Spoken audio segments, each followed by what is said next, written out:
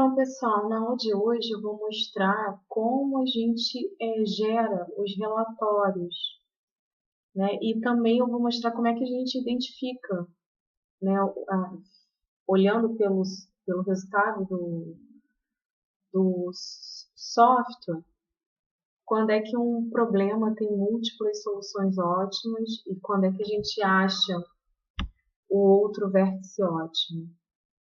Então, aí eu estou pegando um PPL com 3 variáveis de decisão e 3 restrições. Esse PPL é o mesmo que é usado em análise de sensibilidade, que é o PPL da empresa de brinquedos. Então, já coloquei ele aí. Observem que eu não coloco Z na função objetiva, eu já coloco direto max e max de maximização, né? E já informo qual é a função objetivo, o sujeito a aparecer aí como ST.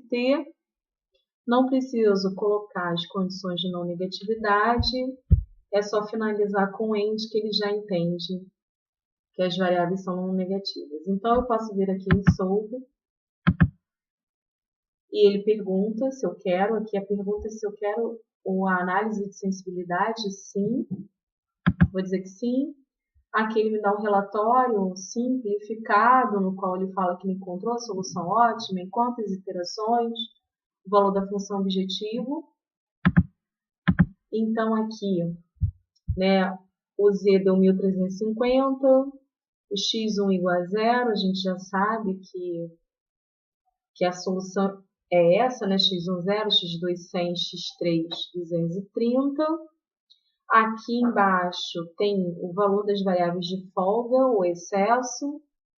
Nesse problema, todas são variáveis de folga, então a primeira e a segunda restrição tem folga zero, ou seja, eu utilizo todos os minutos disponíveis nessas operações.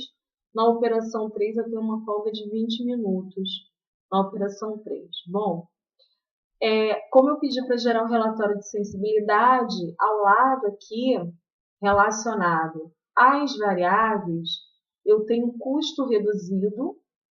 Então, a variável x1, o custo reduzido dela é 4. Da variável x2 e x3, ambas são nulas. Né? Por que é 4? Porque ela é a única que deu resultado zero na minha solução ótima. Então, ela vai ser a única que vai ter um custo reduzido diferente de zero.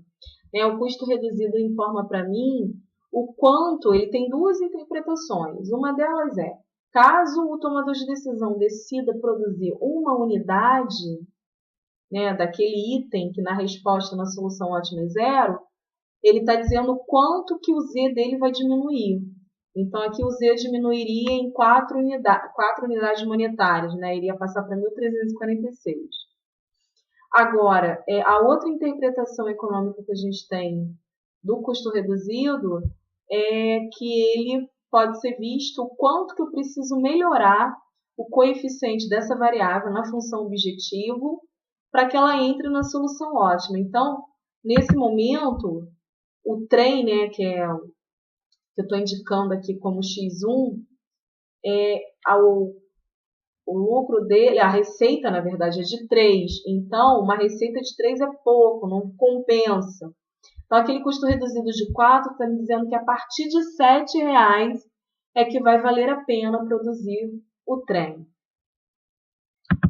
A outra interpretação é que esse dual prices nada mais é do que o preço sombra, o valor das variáveis duais, é a mesma coisa.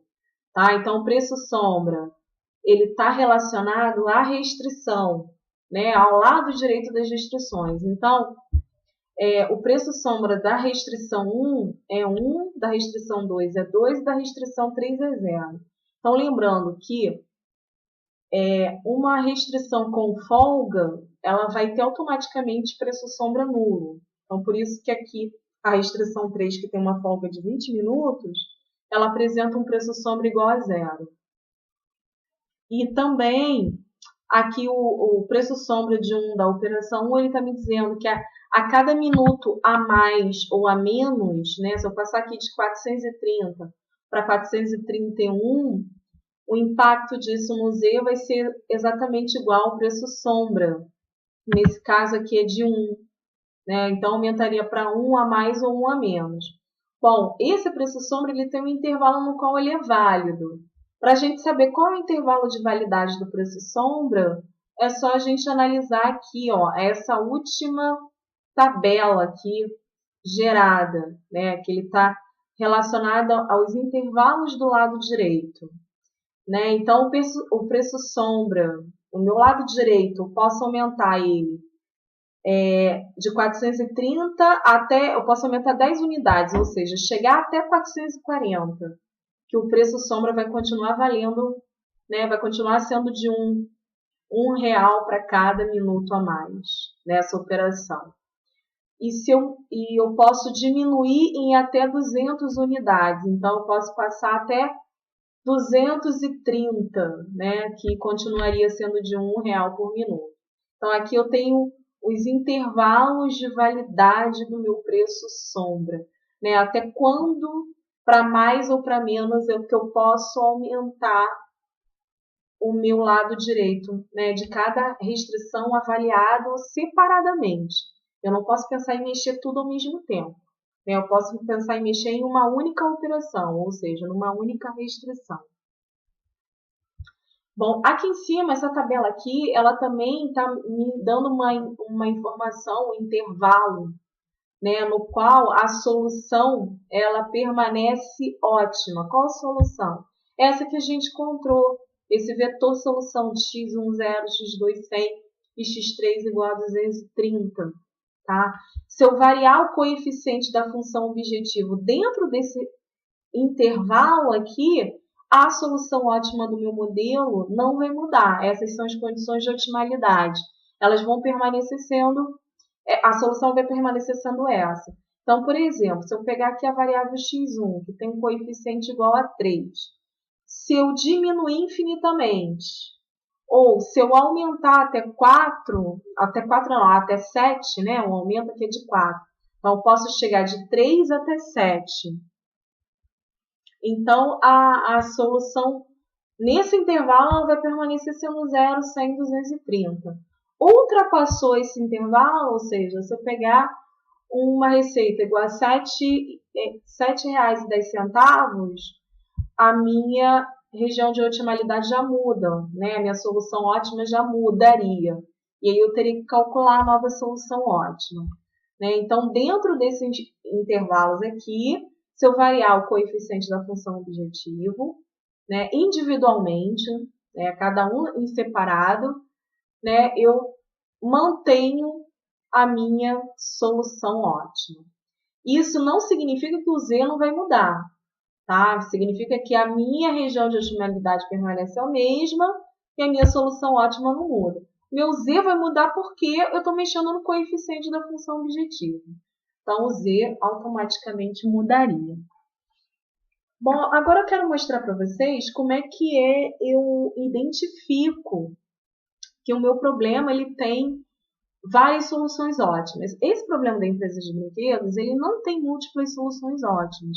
Como eu identifico isso? Vai ser aqui nessa tabela, tá? Nessa tabela onde eu gero esse relatório, que eu tenho os intervalos de variação dos coeficientes da função objetiva. Se eu tivesse aqui algum permissível acréscimo ou decréscimo nulo, isso seria indicação de que o problema tem múltiplas soluções ótimas, o que não é o caso aqui. Eu vou usar um exemplo de um problema que a gente já resolveu anteriormente, deixei como exercício na parte do simplex, que era um problema que tinha múltiplas soluções ótimas, que é esse aqui.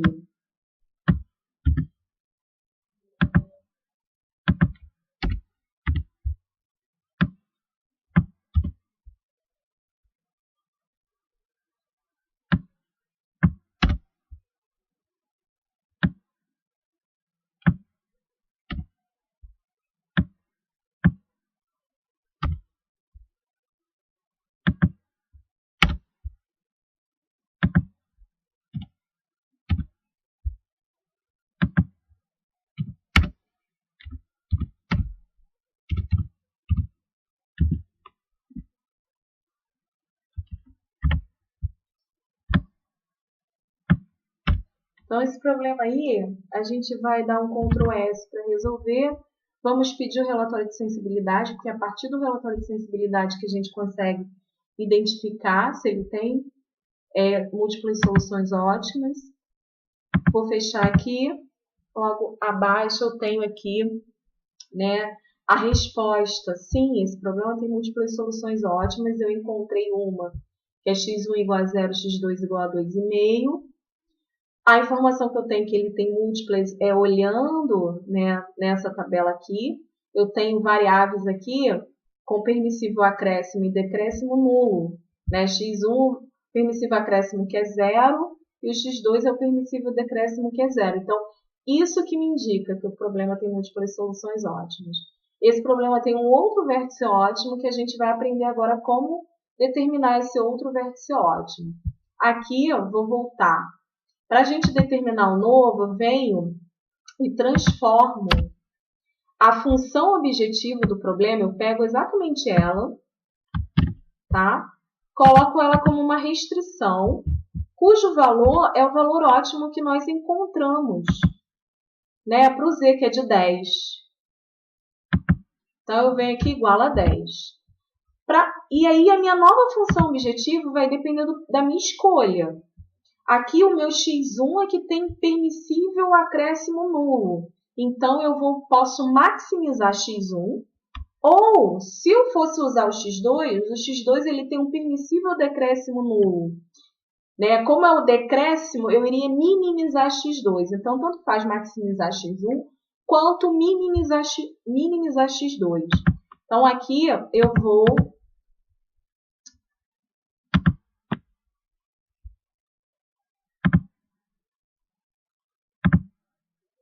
mudar a minha função objetivo para maximizar x1 e dou um Ctrl S.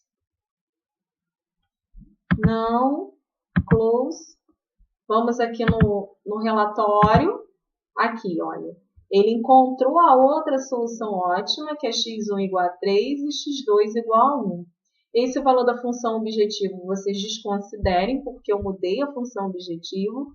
Mas esse aqui é o outro vértice ótimo que a gente encontra, né, fazendo aquela substituição.